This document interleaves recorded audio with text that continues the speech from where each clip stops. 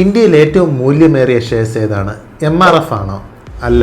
ഒരു സുപ്രഭാതത്തിൽ 3 രൂപയോളം വാല്യൂ ഉണ്ടായിരുന്ന ഷെയർസ് 2,36,000 രൂപ വരെ കയറി. ഏതാണെന്നല്ലേ? ELCID investments limited. ഇതിൽ ഏറ്റവും വലിയ പ്രത്യേകത എന്നുള്ളത് ഈ കമ്പനിക്ക് പ്രത്യേകിച്ച് ബിസിനസ് ആക്ടിവിറ്റീസ് ഒന്നുമില്ല എന്നുള്ളതാണ്. പക്ഷേ ഈ കമ്പനിയുടെ ഒരു ഷെയറിന്റെ ബുക്ക് വാല്യൂ എന്നുള്ളത് 6,85,000-ഓളമാണ്. എങ്ങനെയാണ് ഇത്രയും ബുക്ക് വാല്യൂ വന്നത്?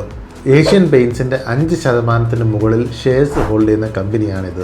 ഇതിന്റെ വേറൊരു തമാശ എന്നുള്ളത് ആകെപ്പാടെ ഈ കമ്പനിക്ക് 2 ലക്ഷം ഷെയർസേ ഉള്ളൂ.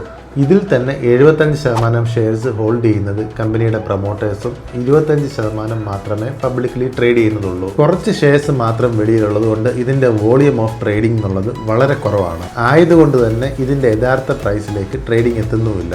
അതുകൊണ്ട് തന്നെ ഈ ഷെയർസിന്റെ ഭാവിയിലെ നിലനിൽപ്പ് എന്നുള്ളത് ഏഷ്യൻ പെയിന്റ്സിന്റെ പെർഫോമൻസിനെ ഡിപ്പെൻഡ് ചെയ്തിരിക്കും.